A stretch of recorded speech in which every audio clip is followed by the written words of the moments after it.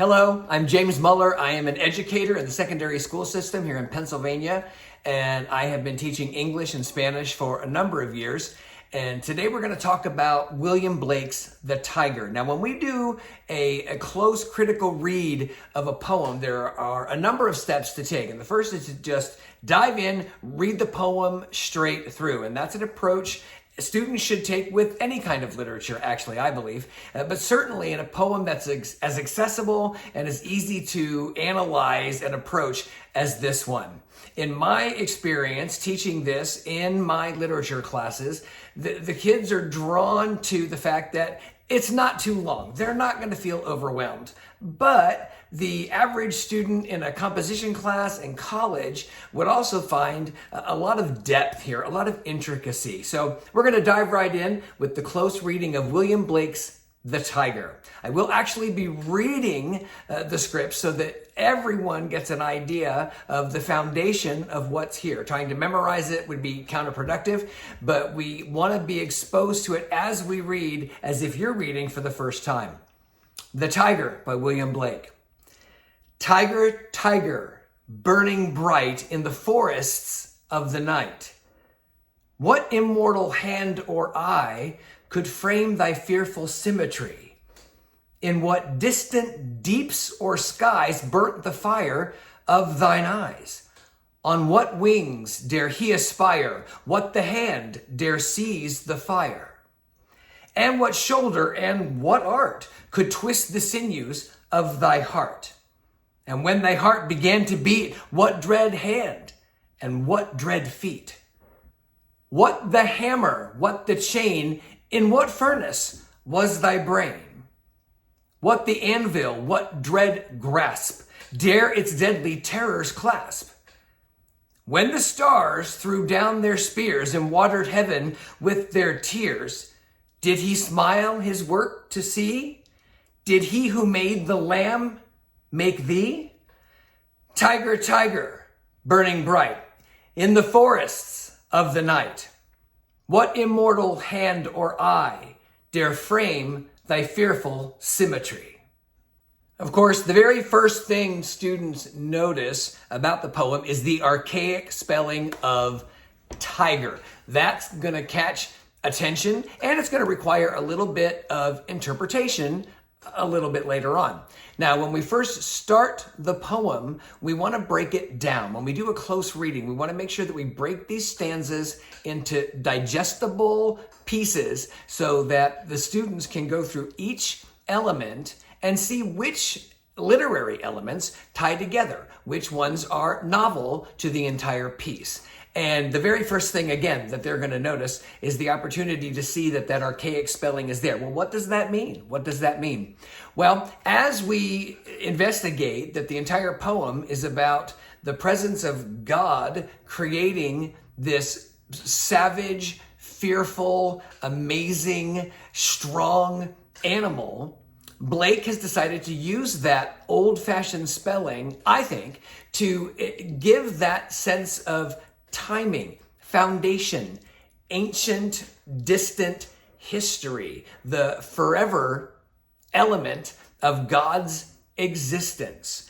And that's how the entire thing starts off. So there's this sense of formality before we even get into the prose from the very title. The relative ease of the imagery is going to be accessible to any student, be he or she young or older. But as we start out and we realize that we're talking about the entity who created the Tyger, in this case, God, and the kids are going to want to kind of denote who that God is. And the teacher can lift that up to a creator or lift it up to the universe or whatever that is. There'll be a lot of different proclivities in any given classroom for that. But as we read on, in what distant deeps or skies burnt the fire of thine eyes. So we're taking the imagery of the eyes and basically pulling them from the stars to create this majestic,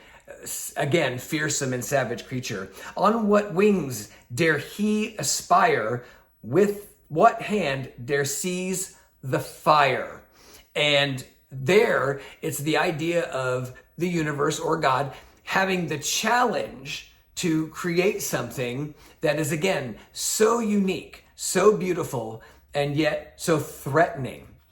Reading on to stanza 3, and what shoulder and what art could twist the sinews of thy heart. Now here we get into more of the idea of the actual crafting, the physical, pragmatic construction of the tiger. And when thy heart began to beat, what dread hand and what dread feet. So when God made the tiger and that heart came alive, did the power of the sinews, the hands, the feet instantly come alive with that kind of threat and savagery? Or did that develop? And in this age of deciding who's good and who's bad and all of that kind of thing, it's kind of that age-old thing of, are we wicked from creation, or do we have wicked thrust upon us? Is the fact that the tiger is strong make him a threat, or is he just strong and we perceive that threat? Lots of things that can go on in those lines. What the hammer, what the chain, their imagery of things of construction. Certainly a hammer is a tool. Chains are meant to restrain. Is the tiger so strong that we have to make sure that he is confined in such a way as to not be a threat to us? What the anvil, what dread grasp, dare its deadly terrors clasp? Again, the anvil, an idea, a unit of construction, those things that allow us to have that imagery of, again, confinement, shackles, clasping, keeping it contained, almost like it's trying to break free.